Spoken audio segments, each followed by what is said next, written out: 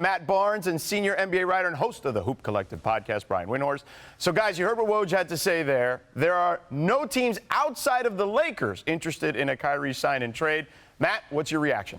This is what makes the NBA so great, is that we're, a week and a half, 2 weeks removed from the championship, and this news that Kevin Durant could possibly be moving, Kyrie Irving can possibly be going to the Lakers. Who knows what happened with Bradley Beal? So I love all this. Now, back to your question, am I surprised to hear that teams aren't jumping at Kyrie Irving? Yes and no. Yes, because obviously we know when he's locked in, he's one of the best. And no, because he just hasn't shown that he has been locked in. So to answer your question, no. So, Brian, how do folks around the league see this situation playing out? This is a grade A stare down between the Nets and Kyrie Irving. And where they've moved it is, instead of the discussion being about the extension, the discussion is now about this option. And with Woj's reporting and the message that is being sent around the league is that the Brooklyn Nets, and before I say this could just be a negotiating position, but the message the Brooklyn Nets are sending is that they are willing to risk losing Kevin Durant if it means going through what they went through last year with Kyrie Irving. They just cannot have him back under the same terms that they had last year. I think they will be willing to welcome him back under different terms, both contractual and an understanding with the organization. But if it costs them, both players, to avoid a repeat of last year, they are sending the message that they are willing to do that.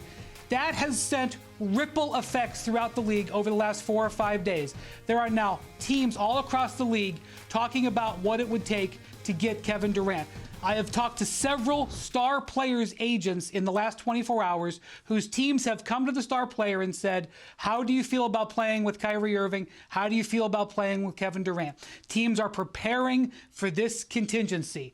Now, the real thing is, would Kyrie Irving actually be willing to walk away from that money? And it's clear that the Nets, I wouldn't say it's clear. It seems to me that the Nets want Kyrie to opt in because that relieves the pressure a little bit and it buys more time. He can negotiate for a period of time. He doesn't have to decide on the extension. This week they can try to figure things out. It removes the immediate pressure.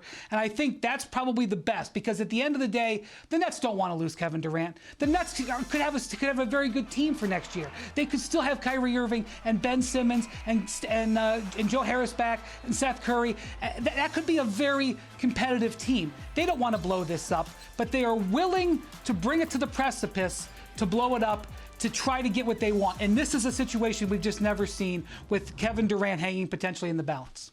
So, Matt, let me ask you about this, okay? With this KD-Kyrie situation, if Kyrie did all of a sudden say, you know what, I'll blow off $30 million and I'm going to sign with the Lakers as a player, right? I mean, the last thing you want to do is give up money. He will now have relinquished money on a number of occasions. How do you think the players will react to that and the Players Association and the guys around the league? It doesn't really matter what they think. I mean, Kyrie is free to do. We saw he lost a big chunk of money last year, around $15 million for the situation that took place.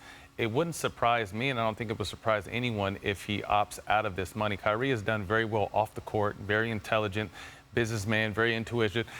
And if he signs this Laker deal, there's always so much more. I'm sure they're going to try to pitch to him where we can get you money off the court to subsidize what you lost. So if he opts out of this, some people are like, oh, he would really opt out of $30 million. To me, nothing would really surprise me, especially if he decides to opt out and go play where he is going to be happy and wants to play. And we know if Kyrie is happy and wants to play, he's going to make that team better. Brian, one last question on this situation, then I want to move on to something else.